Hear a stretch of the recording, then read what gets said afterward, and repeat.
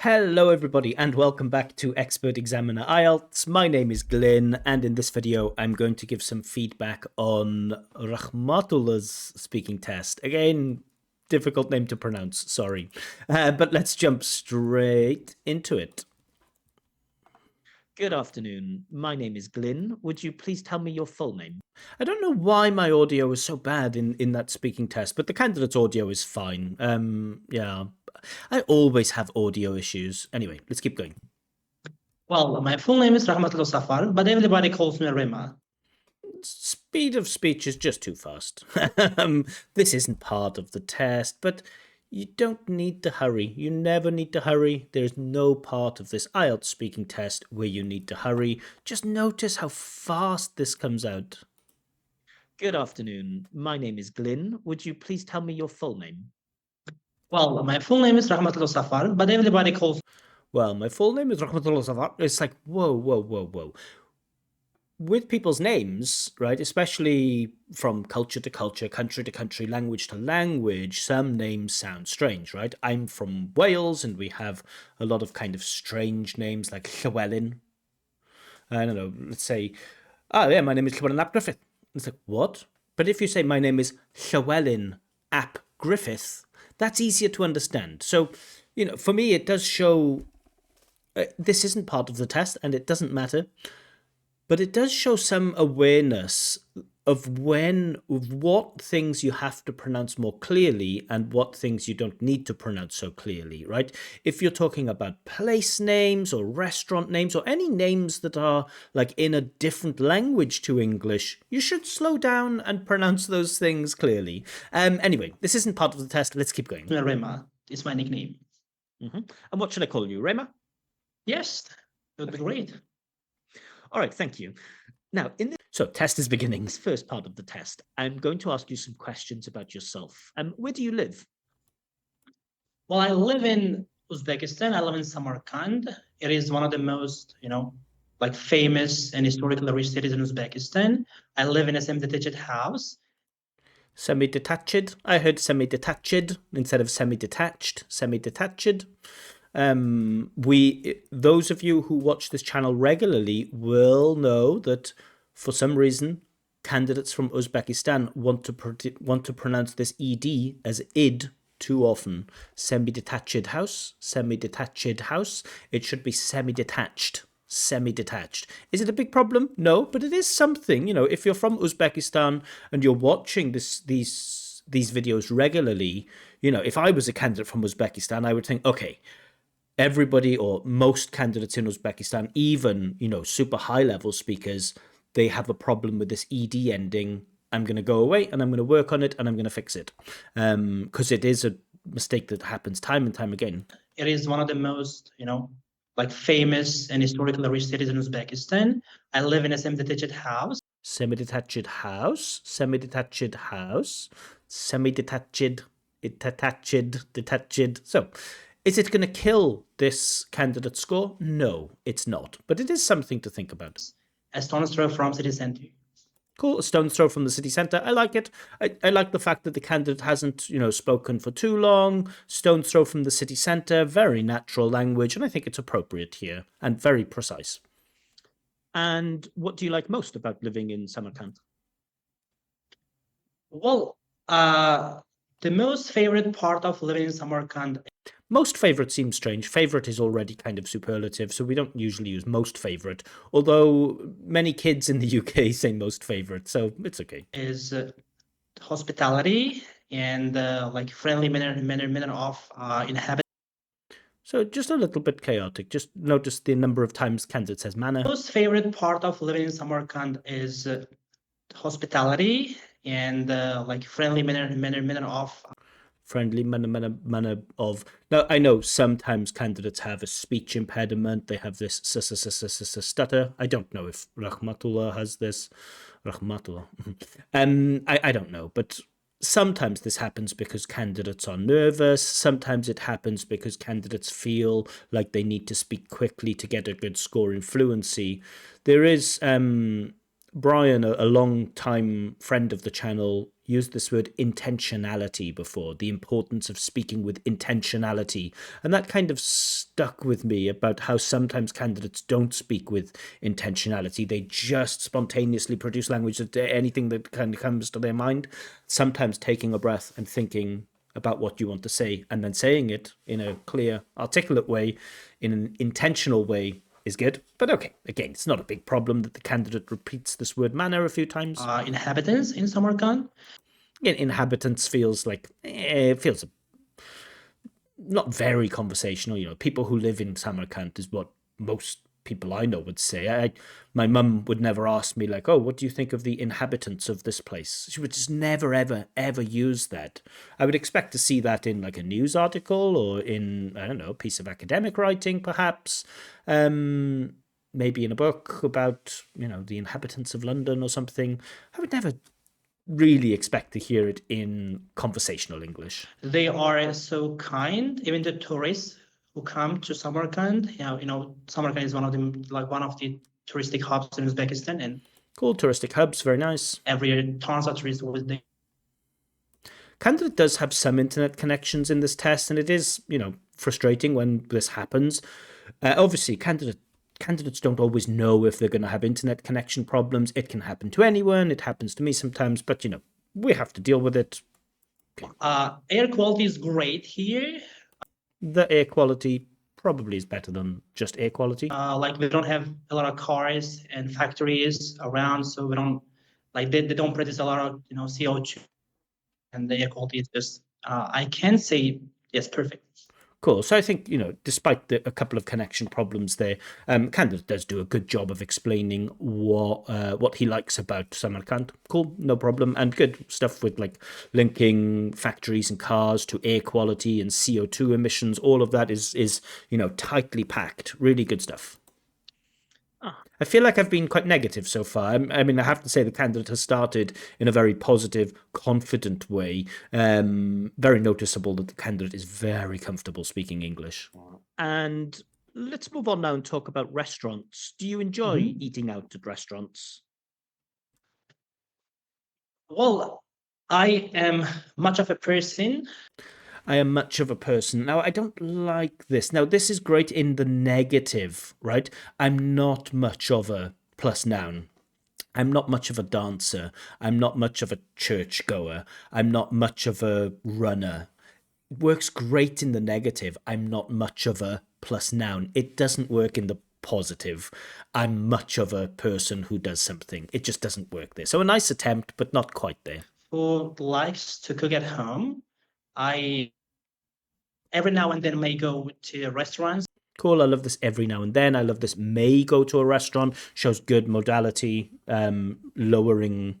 The main purpose of modality is strengthening and lowering, boosting and hedging, I guess. I may go now, so that links well with every now and then. Good stuff. With my friends to have dinner or lunch, but not that. Cool. Love the use of zero article here, to have dinner or lunch with zero article. So many people make the mistake to have a dinner or a lunch, but candidate uses zero article appropriately. Often. It is not because I don't enjoy the atmosphere. Again, the connection problems kind of makes it difficult to see just how well the candidate is developing. It doesn't happen throughout all of the tests, just a few times in part 1, and then I think once in part 3 or once or twice. But yeah, it is. I don't want to say it is what it is, but it's a problem that I will always face on this channel. A lot, yes. So I don't know if that answer was appropriately dealt with. I don't know. And how often do you eat out at restaurants? Well, We'll notice the candidate's use of well as his fingerprint language. We all have some kind of fingerprint language that we like, language that we repeat over and over again without even knowing about it. This candidate's fingerprint language is well. I think now every answer has started with well. So just be careful. Again, that's really not going to pull your score down in most cases, but the reason I give this advice, like some people say things like, well, if it's not going to pull my score down, then why do you even give feedback on this? Because there are borderline cases. There are many, many borderline cases. Now, I'd say 50% of exams, I'm very sure about, That's a 5, that's a 6, that's a 7, that's an 8. It's not difficult really to score candidates, but of course, not every speaking test will be so straightforward, and sometimes there are borderline cases where it's like, well, I'm not sure if I give the 5 or the 6. I'm not sure if I give the 7 or the 8. I'm kind of between.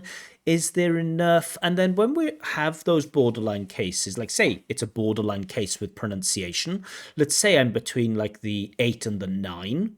And I think, well, I remember that semi-detached house, and I feel like now I can't really award the 9 because that like attached, and a couple of times there was that problem with id, so I'm gonna go towards the 8. Or with fluency and coherence, maybe if you're between like a 7 and an 8, you think, well, there are flashes of 8, and maybe it could maybe justify the 8, but candidates started every question with well, and so I'm going to go with the 7. So while I say that probably it's not going to affect the score too much, probably. But there can be cases where things are borderline, and these are the little things that are easy for the examiner to remember at the end of the test. They go, actually, yeah, I did notice that he just used well, well, well, well. So maybe, if you're between scores, then you go lower because of that overuse of well. So it's a nice simple thing that you can fix. Again, it's not a monumental, tragic mistake, but it can make the difference in some cases. Hope that's clear. Well, it's not that often, actually. I may pay a visit, to restaurants. I guess pay a visit to. Okay. Pay a visit to is a good collocation. It works. We get pay, collocating verb, a visit, object to, collocating preposition. But again, it just sounds, like the candidate is trying to avoid using simple and effective language in order to like demonstrate this high level. And for me, that kind of does break up the fluency a little bit. Now, go to a restaurant. I'm not the kind of person that goes to a restaurant very often. Absolutely fine. Go to a restaurant. Pay a visit to a restaurant. I don't know.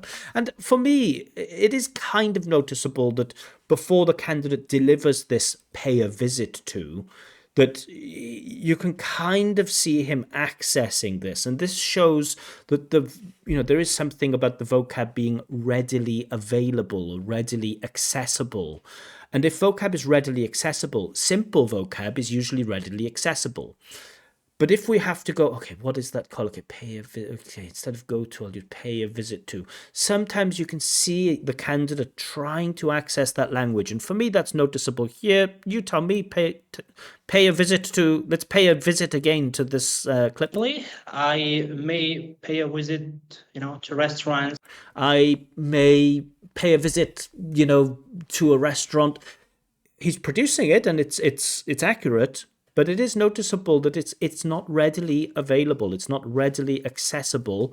Candidate, I wouldn't say he struggles to deliver it, but it doesn't come out as naturally as it should. Like twice in 6 months. Twice every 6 months is better. Once a month, twice every 6 months. Only in special occasions, or whenever my friends want me have over party or the party at restaurants, I might go. Otherwise, like I love otherwise. Otherwise is a beautiful little conjunction. Yeah. I kind of want to Adverb. I don't know. Otherwise. I don't know what part of speech otherwise is. I would say it's definitely a conjunct, an adverbial conjunct. have meals with my family members at home. And you okay, fine. Have a favorite restaurant? I can say yes. I think every restaurant is good. Some are Oh, but I can say yes. I would say so. Maybe I prefer I would say so. I can say yes is okay. I can say yes. I would say so. I would say so more. kind. But if I were to choose one, I would Lovely. If I were to choose one, sometimes if I had to choose one, fine. If I were to choose one, really nice use of this second conditional, hypothetical language. If I were to choose one, definitely say Hilal, which is located in the central part of city. It is in which is located in the central part of the city. Okay, fine. I think so luxurious and offers great variety of foods. Okay, it's so luxurious. It offers great variety of foods. Okay, and it's okay, but I sometimes I get the sense that, candidates are speaking to me and telling me about their favorite restaurant. And sometimes I get the sense that candidates are taking an IELTS test. And I always think it's more impressive when I get the sense that candidates are telling me about their favorite restaurant, not when candidates are thinking, okay, what words can I use to do an IELTS test well? Oh, it's very luxurious and it has a wide variety of foods. And it's like I much prefer the more natural response is like, yeah, I like this one restaurant. It's called Al Hilal. It's in the center, not it is located in the center. And it's kind of like, I mean, it is an expensive place and it's one of those like fancy places where like super rich people go. Now, I'm not like a very rich person, so I don't go there very often. But you pay for what you get because the food there is awesome. Like the quality food is great and the variety is fantastic. And for me, that answer feels like a person who's telling me about their favorite restaurant. A little bit with Rahmatullah's answer, again, because he's a very, very well prepared IELTS candidate, it is noticeable that he's approaching this as a test. I don't always feel the human response. I feel the test taker response. Now, I don't think I've ever known a candidate to get a band 9 using the test taker approach. Certainly they can get band 7, even band 8, but when it's noticeable that, the candidate is taking a test, I know it sounds weird because it is a test, but for me, when it's overly noticeable that the candidate is taking a test, for me, that's usually like, okay, that's not probably not a band 9. National cuisine, international cuisine, and also like the environment there is quite perfect. You can kind of enjoy The environment there is quite perfect. Yeah, but what does that mean? Details would be nice. like in tranquility. You can enjoy in tranquility. All of that's good stuff, but it's not developed, right? If we want to focus, and I would say try not to focus on too many ideas. Don't focus on whether it's luxurious or the location of the place and the variety of the food and that you can enjoy things in tranquility because you have like 4 things that you like about the restaurant there.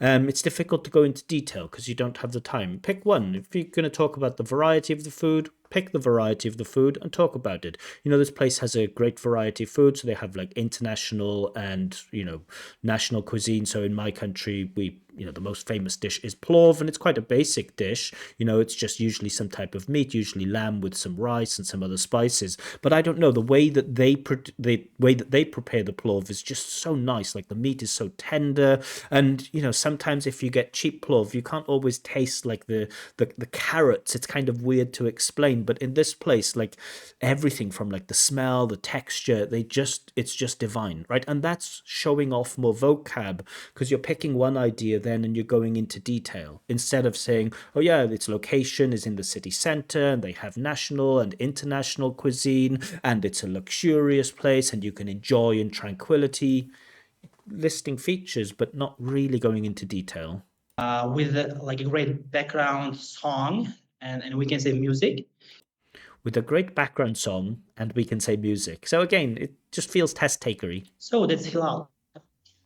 Okay, but I like the way he ends. So that's Hilal. Nice. All right, let's move on now and talk about traveling. Do you like traveling? Well, I love Game, we get the well. traveling. I really want to get exposed to new cultures.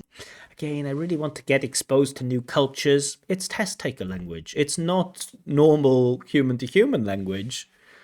If I asked a friend, like, do you like traveling? Say, yeah, I do. I went to Spain last year. It was really nice, and it made me, I'd like to go back there. But sometimes I'm not really the kind of person that like goes back to a place, so I like to explore different places. So I liked Spain a lot, and some friends said that Portugal was kind of similar, so I think I'll probably go to Portugal next. That feels like a human, not like I love traveling. I like to get exposed to different cultures. It feels test takery. Oh, I've gone back. Sorry. And made a lot of friends.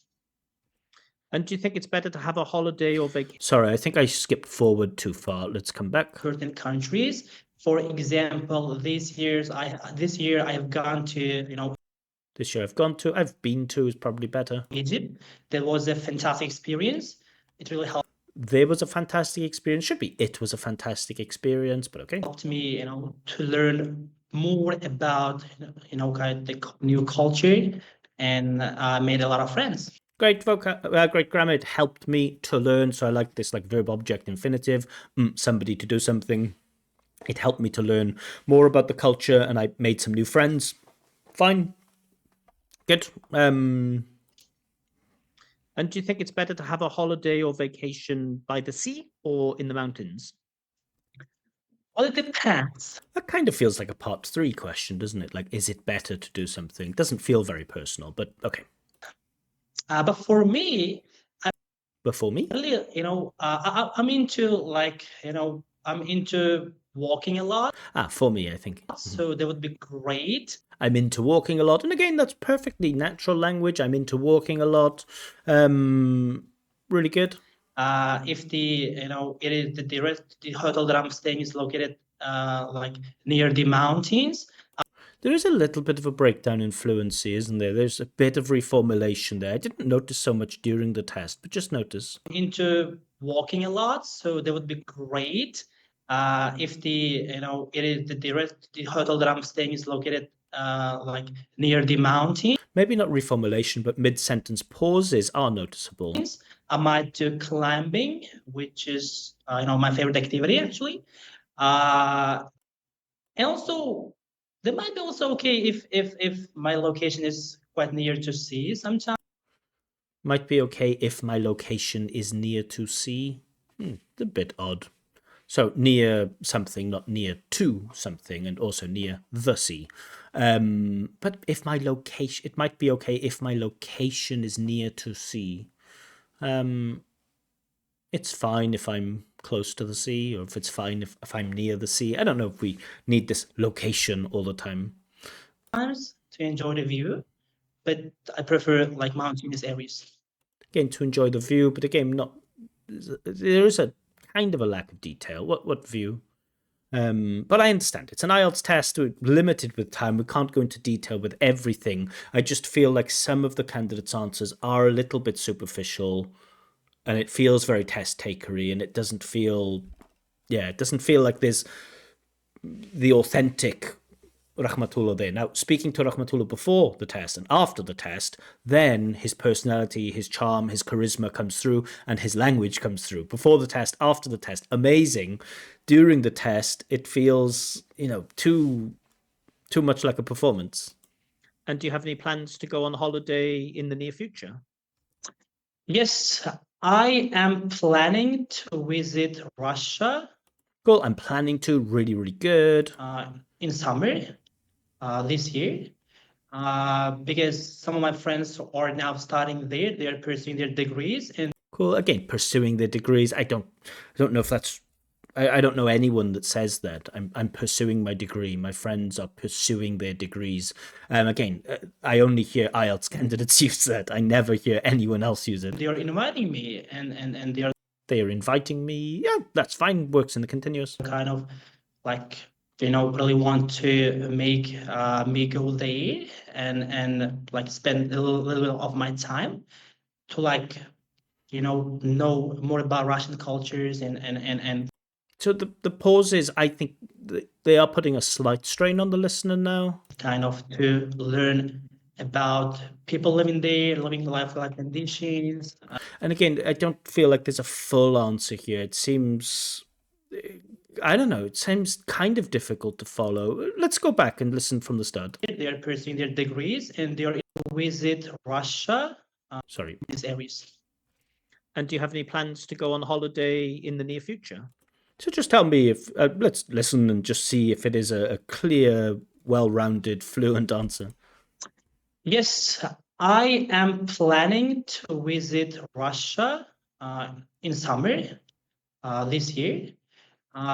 Because some of my friends are now studying there. They are pursuing their degrees and they are inviting me and they are kind of like really want to make me go there and like spend a little bit of my time to like know more about Russian cultures and kind of to learn about people living there, living life like conditions. I mean, it's all right, isn't it? Candidate is developing. Those hesitations, I think, do break up the flow of his speech, but I think he is developing.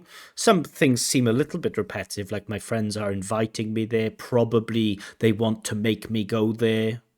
It's like, okay, my friends have invited me. That's enough. So yeah, I might go to Russia this year. Okay, thank you.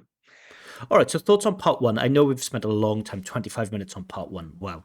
Um, Candidate is very confident. Candidate is very comfortable speaking English. The biggest, most noticeable problem is that the candidate seems to be approaching this as a test rather than approaching this as a person using English. And so there's overloading his speech with things like pay a visit to a restaurant or they're pursuing their degrees. Now, again, this language isn't wrong. It's not inaccurate language. But because the candidate is trying to make that effort to overuse that stuff, it does have a kind of a negative effect both on fluency, because it results in a number of mid-sentence hesitations, and secondly, how readily accessible is this vocab for the candidate? And for me, it's not always readily accessible because he has to use these fillers like a lot to get the language out. I want to pay a visit to this restaurant, so it's not readily accessible, so that can bring the score down. Pronunciation is decent. I noticed that he has pronunciation that kind of sounds like this, and this is the intonation, and it kind of always goes up. And I think that's okay. There are some people who speak like that. Is it always the best thing? I know teachers often speak like that. I don't know if that's a result of the way that they get used to using English with their students, and Raxmatullo is a teacher. But yeah, just a weird thing that I've noticed is that teachers, when they're speaking English, they kind of tend to go up at the end of sentences. But the candidate is demonstrating intonation. Pronunciation is clear. We had that attached, a semi-attached house, which feels a bit odd. But let's go into part two. The candidate, I'll try to speed up a little bit. Candidate needs to describe a family member that he spends a lot of time with. Your 1 minute of prep now, please. Well, the person that I spend most of my time with is my uncle. Great start. Straight in. Nice. We live in the same house, and we've been living there for the past 10 years now. Good activation of present perfect continuous. I think that perfectly works. We've been living there for 10 years now. If I'm not mistaken. And if I'm not mistaken, very good. Well, he's around 35 years old. Cool. Love this use of around. He's around 35 years old. Kind of strange for me that you don't know how old your uncle is exactly, but that's fine. Maybe, yeah, that's fair. I mean, if you live with him, you should know his age, but okay, that's just a human comment. My uncle, let's see, he's around, yeah, I don't know how old my uncles are either. Fine. Talk about him a little bit more first, like about his appearance. He's 1 and 8. Okay. So it's fine to talk about a person's appearance if you feel it's relevant. Now, I remember teaching a class like 10 years ago, maybe even longer, about writing. I was teaching teenagers, and I remember trying to make the point like, okay, it was like writing a story, and the story focused on a main character, and it was like, okay, give details about the character, but when you're describing your character in the beginning of your story, give details that are relevant to the story. So if somebody, if later the person is going to save the day by rescuing a cat from the tree, in the introduction, talk about how tall that talk about how tall that character is. Or Maybe if in the end of the story the person's going to get really angry and violent, at the beginning of the story, maybe mention that the character has a quick temper, right? And so only include details in your story that are relevant to only include characteristics or traits or appearance of the character if they are relevant to the story. Otherwise, leave them out. We don't need them. So carefully select them. And when the candidate says, first, I'll tell you about his appearance, I'm thinking, well, why? The task is to talk about that person, what you do together, and explain why you spend so much time with them. Now, is the appearance really relevant to that? Let's see. 80 centimeters tall He's 180 centimeters tall. So what? Is that relevant? Is that relevant to why you like spending time with him? with jet black hairs. Hair is uncountable usually in English. Jet black hair. Okay, candidate's using jet black, but now I'm thinking, okay, did the candidate start by saying, "Let me tell you about his appearance," because he wanted to activate jet black hair? Is that why the candidate trying to trick me here by making me think that these details are relevant? So for me, it's not off topic because he is describing, but it's not fully on topic. So we are like partially on topic. In red in complexion. Redding complexion. He has got a fat belly. He's got a fat belly, and I'm thinking, and what? Um, Tell me what you do together. Tell me a little bit about what kind of person he is, and tell me why you like spending time with him. Do I need to know that he has a fat belly? Unless, the reason why you like spending time with him is because he has a fat belly, or the reason that you like spending time with him is because of his jet black hair. Otherwise, the details are unnecessary. And also he's got a great sense of humor.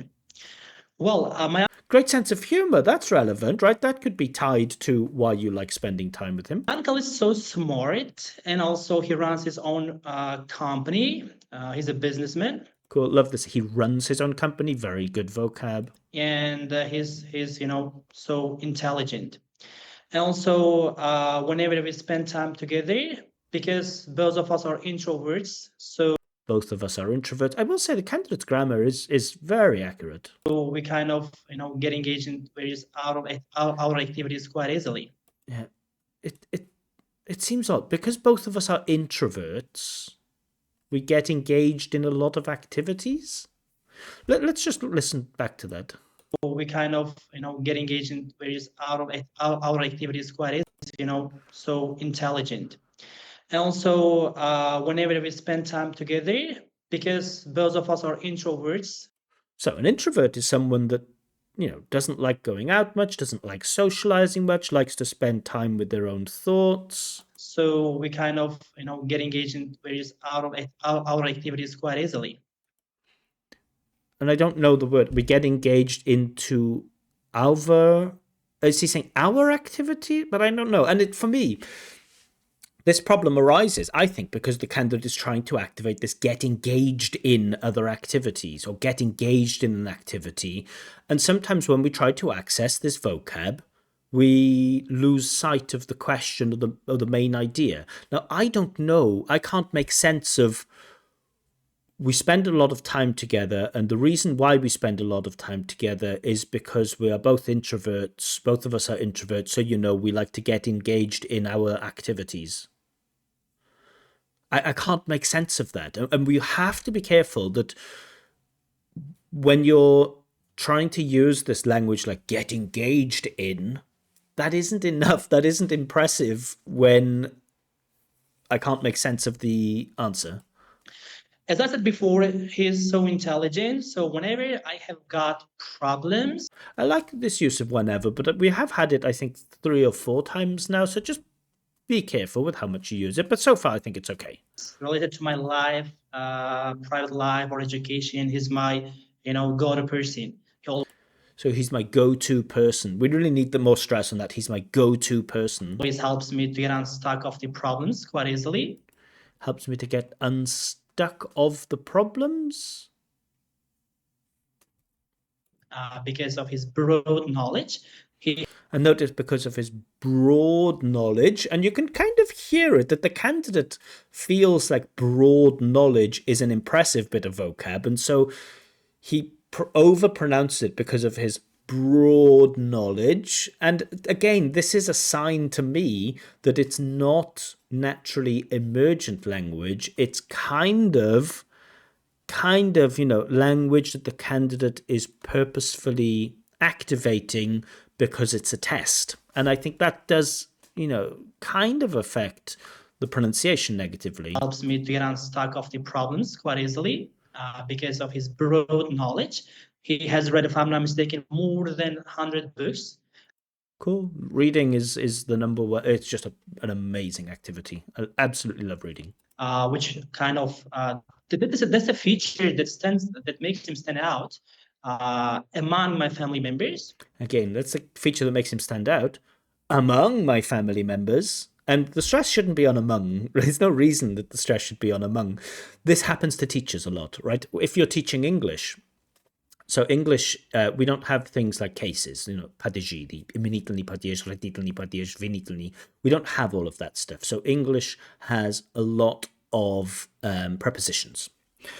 And it can be very difficult sometimes to know which preposition to use in English. And so when you're teaching, we tend to overpronounce the prepositions, right? When we're speaking to our students, we say, I'm afraid of flying. It depends on the situation. I'm good at swimming. And sometimes when you get used to speaking in that way to your students, then when you're using English, you kind of use that type of pronunciation too. And I think it's called deformation professionnelle in French, professional deformation, something like that. But just notice this use of among. Which kind of that's a feature that makes him stand out among my family members. Among my family members, you can see that stress on among. That's the feature that makes him stand out among my family members. That's what it should be. The stress should be on like makes him stand out among my family members. So out prepositions in phrasal verbs are usually pronounced. That makes him stand out among my family members. Not makes him stand out among preposition my family members. So yeah, the stress timing, the sentence stress is off. And whenever kind of we sit Again, we go back to this whenever, so just be careful that you're not overusing it. together, we can talk about pretty much everything. It's so open, and mostly whenever, we Again, we get that whenever, so don't overload it. We are definitely overloading it. we are together. We then go out and take a stroll, breathe fresh air, and talk about everything. He's mover and shaker. He's so active in outdoor He's a mover and shaker. Again, I don't like it. I feel like it's very obvious what you're trying to do. activities. He likes to play football, and he was a person who developed passion, in me to play football actually. And this year we're planning to travel to other countries. Okay, thank you. All right, so the candidate maintains his speech. He's able to keep going for 2 minutes. I think the speech is reasonably well organized. Towards the end, I feel like the candidate is just stacking.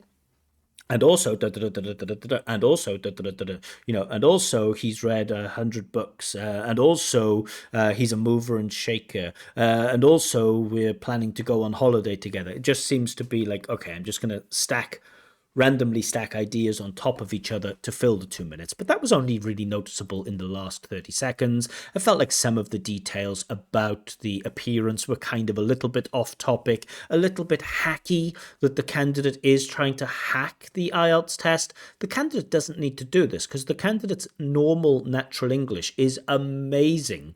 And what we usually see is that when when strong C1s, and I think the candidate, I don't know if I don't think he's at C2 level, but I think he is certainly a C1. Sometimes when C1s try too hard, it actually has a negative effect on their language. Yeah, yeah. It because you especially you're trying so hard to activate a bunch of vocab.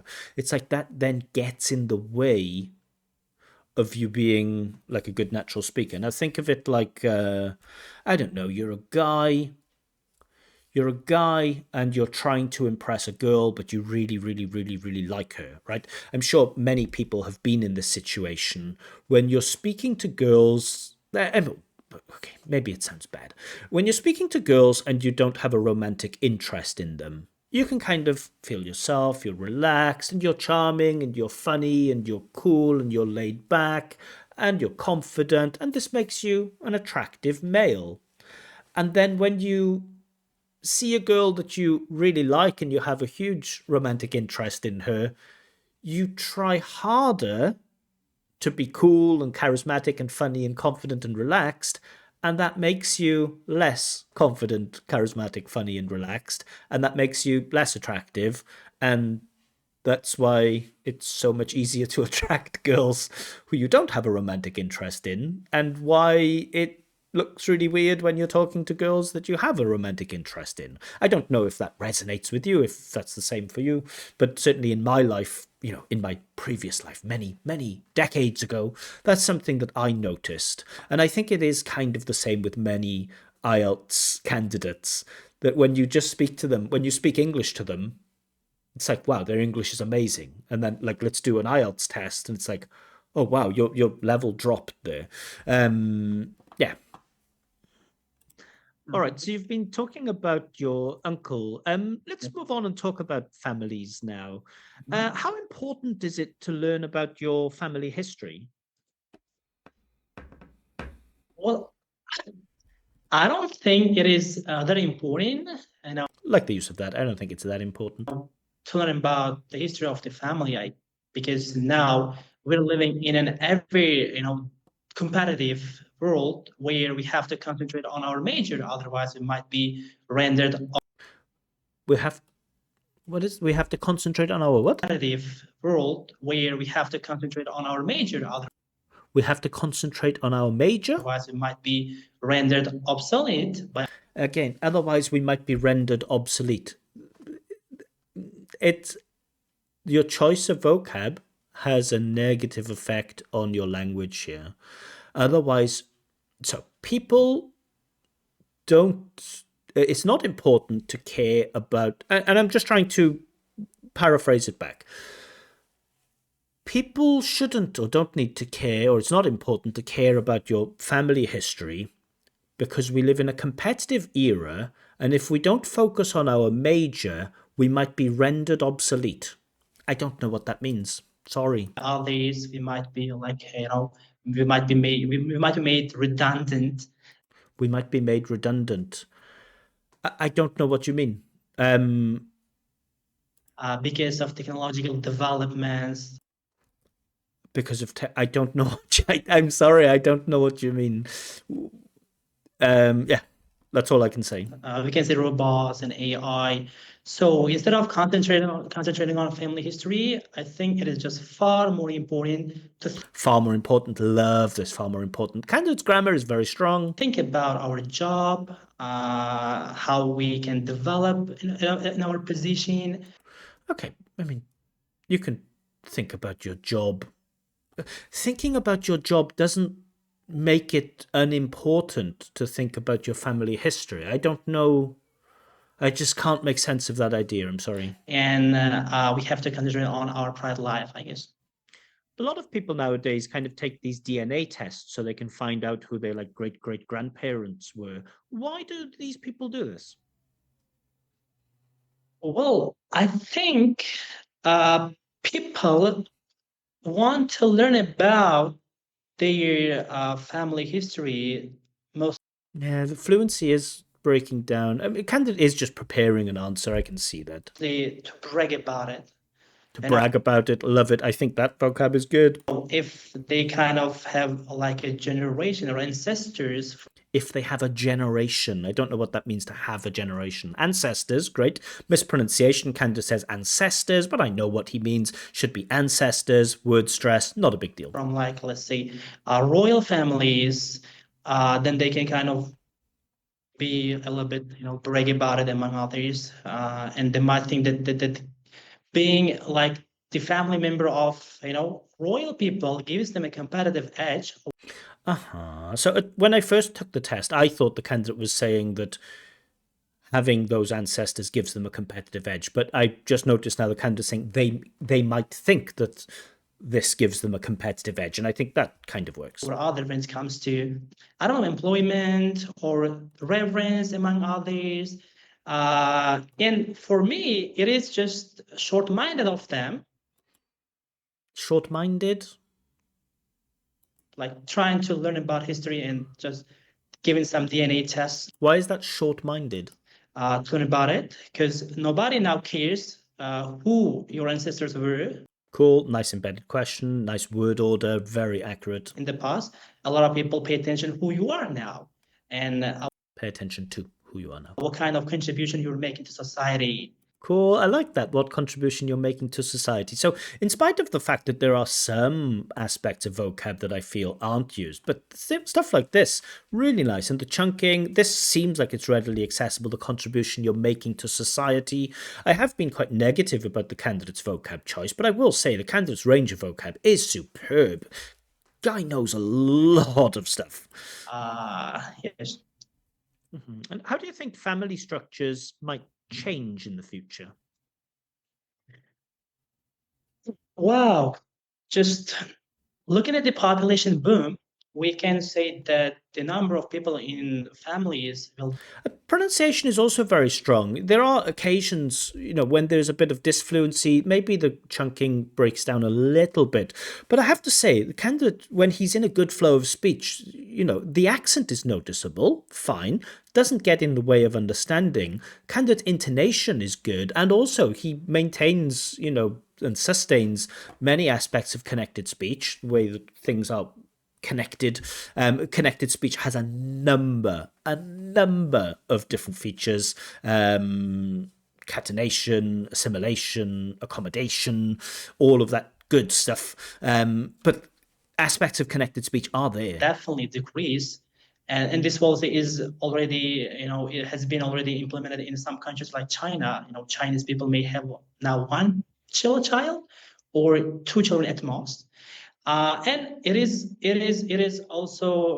going to continue in the future, and the number of people in What's going to continue in the future? The population boom or the Chinese one-child policy?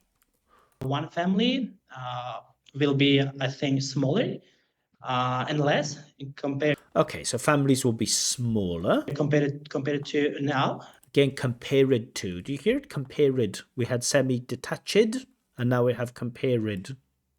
Future, and the number of people in one family will be, I think, smaller and less compared to now. Compared to noticeable. And also, I think the relationships between family members Candidate seems just a little like he's reaching for language, just a little.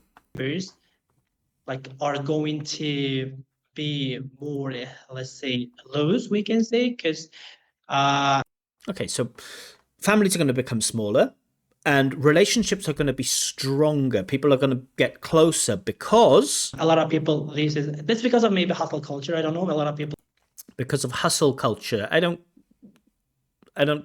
understand that point. are so busy with their tasks and they don't People are so busy.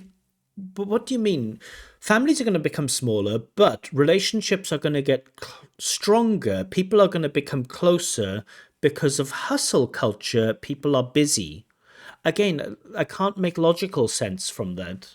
have a lot of less time to spend with their family members. So they're going to have less time. So if they have less time, how will that make relationships closer? I can't understand it. And this is affecting family ties.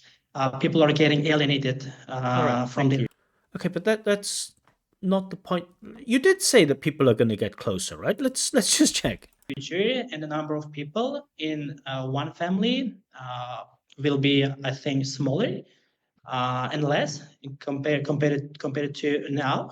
And also, uh, I think, the relationships between family members like are going to be more, let's say, loose, we can say, because They're going to become more close, right? I am understanding that correctly. The relationship between family members is are going to become close, you're saying? a lot of people, that's because of maybe hustle culture. I don't know. A lot of people are so busy with their I don't know. Maybe he's enclosed, but I don't know for a relationship to become closed. I don't know. So again, this answer, I can't. It feels weirdly organized. Stick to a direct answer. How do you think families might change in the future? I'm not sure. I think you know, families will be smaller than they were in the past.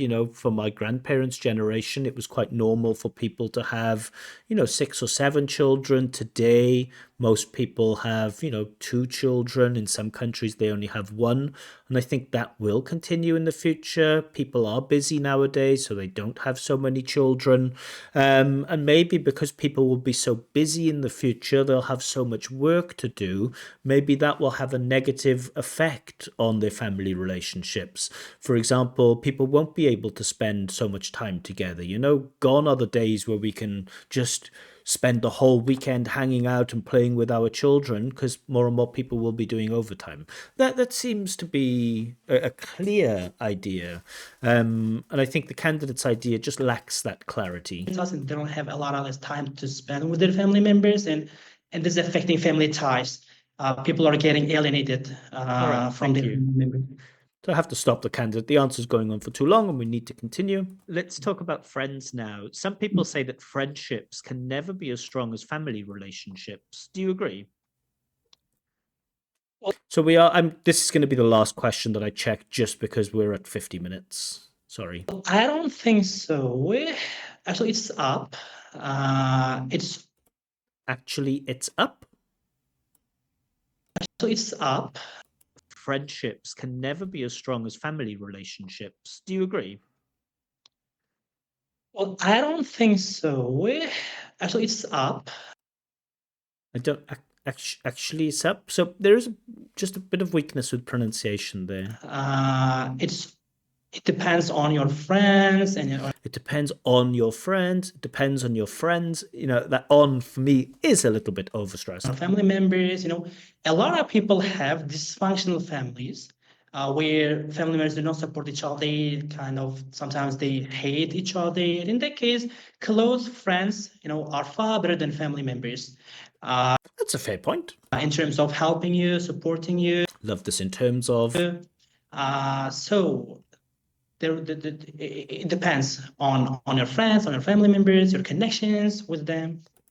Yeah, I don't like. It depends on your friends, your family members, your connections with them. Okay, fine.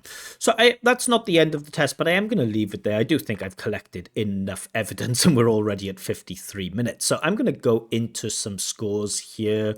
Originally, I thought the candidate was, maybe just about at a band 8, maybe 7.5. But on reflection, I have changed my mind, and I've noticed now the last. This has happened with the last 3 candidates where during the test I've given them a higher score and after the test I've changed my mind. So I need to be a bit careful about this. I don't want to give people false information. So fluency and coherence, I think there is enough for a 7 there. So why? So you are a confident speaker. You're a confident and reasonably fluent speaker. You show a good willingness to speak at length and use a very nice range of connectives. Cool. All of that's good stuff. However, your flow of speech is regularly broken up by mid-sentence hesitations and reformulations, and at times you drift off topic. I think that's fair. There are some times where you maybe don't list too many points and then don't go into detail, like with that restaurant. the details about your uncle's appearance. Like, well, is that really relevant? Yeah. So for me, band seven with fluency and coherence. At times, it feels a little bit like the ideas are a little bit chaotic and not so well organized. I don't think the organization of ideas is high enough for the eight on reflection.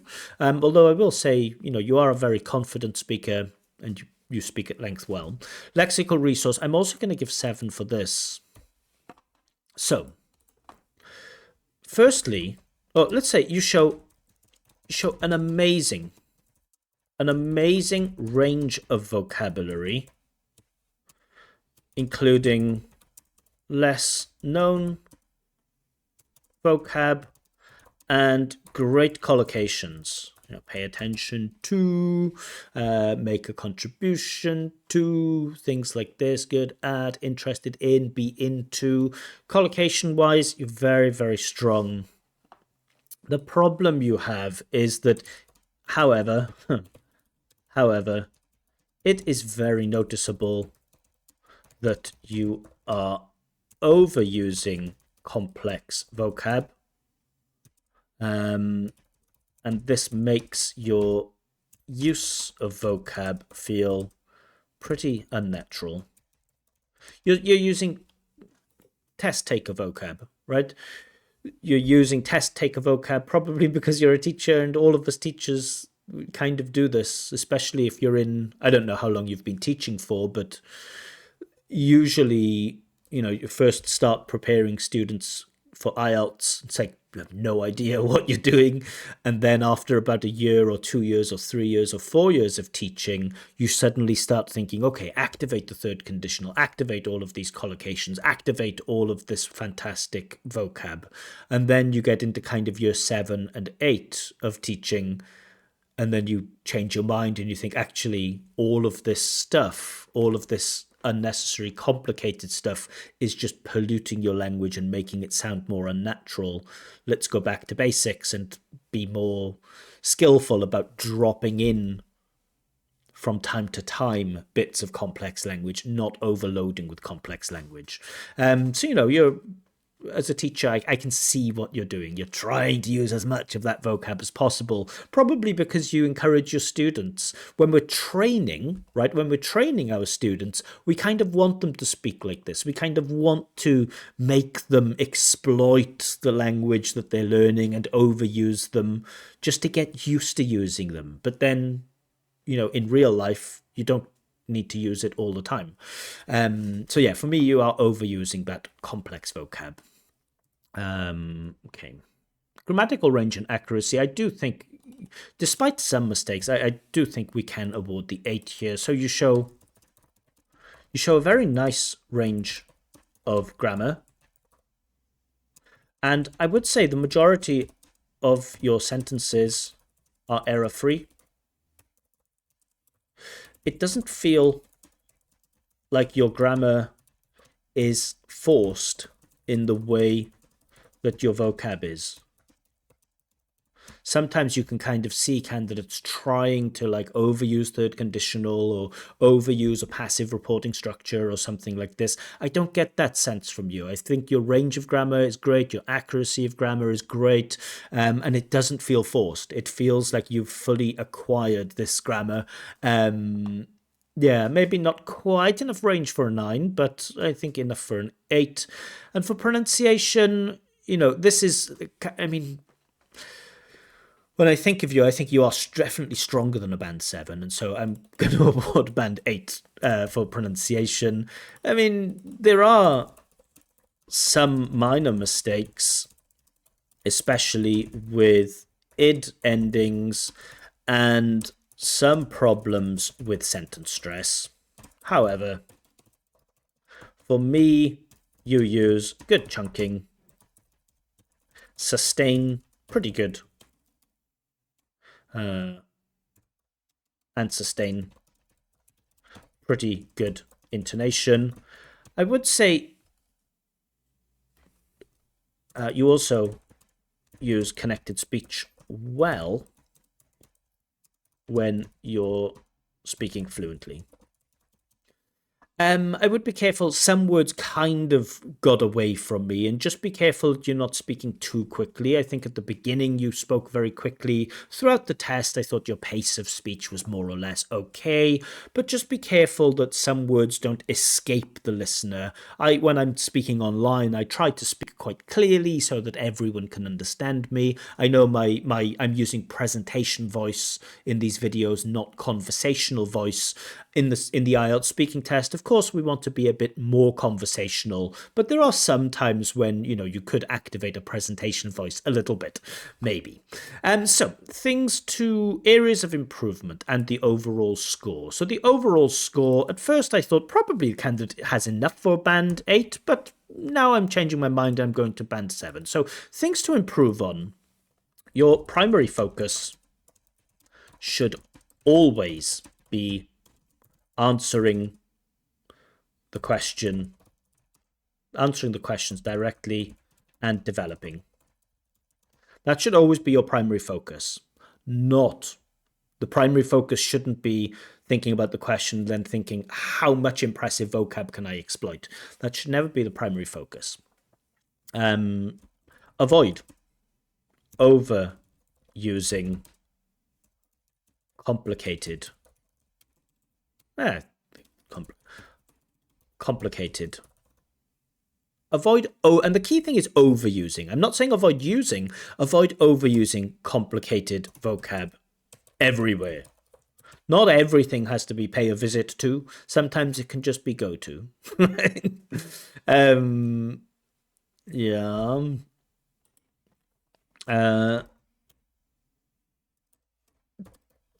Try to, and again, it's easy to say, but try to simplify your ideas. At times, you give too many ideas, and this makes it difficult to develop. That restaurant, for example, you don't need to mention the location, it's luxurious, the variety of food, and the atmosphere. Pick something and then pick something you like about the restaurant and then go into detail about it. You don't need all of these ideas. Yeah, I'm going to leave it there. I think there are other points that I made during the feedback about don't talk about your uncle's appearance unless it's relevant. So always make sure that the details you include are relevant details, not just because you want to use jet black hair or fat belly or something like that. So yeah, overall 7.5. Candidate is clearly C1. Right? And I want to stress that I'm awarding the candidate 7.5 for this performance in his IELTS test. Now, this makes him, middle of C1, and I think the candidate's actual English level is higher than the middle of C1. I think the candidate is on the border between C1 and C2. Having spoken to him before the test and after the test, I feel like the candidate is on the border of C1, C2. I think the candidate is a band 8, maybe a band 8.5. But from this performance, because of the hacky nature, trying to hack the IELTS test by exploiting vocab, like with most students, when you try to do this, it actually lowers your level. It doesn't boost your level. Everyone thinks, oh, use this language to boost your level. Use this language and it will make the examiner think that you don't have natural use of vocab and your score will lower. I make that point time and time and time and time again on my channel, and I know I can repeatedly make that point, but candidates will never ever take that advice. And that's okay. You can do whatever you want, and I will keep marking the way that I mark. Yeah, and cool. Yeah. So let me know what you think. Am I okay with the 7.5? Do you agree with that? Some people said 6 in the comments section. Like, what are you kidding me? Some people said 8. I think, could listen. When I first listened to that candidate, I thought, yeah, it probably is band 8. On reflection, I've changed it to 7.5. It happens sometimes. But yeah, let me know if you agree or disagree.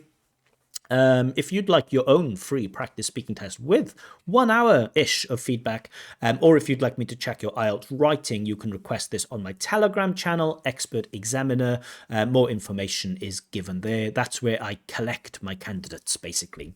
But more videos coming soon. I'm going to head off. Have a wonderful day and see you. Bye-bye.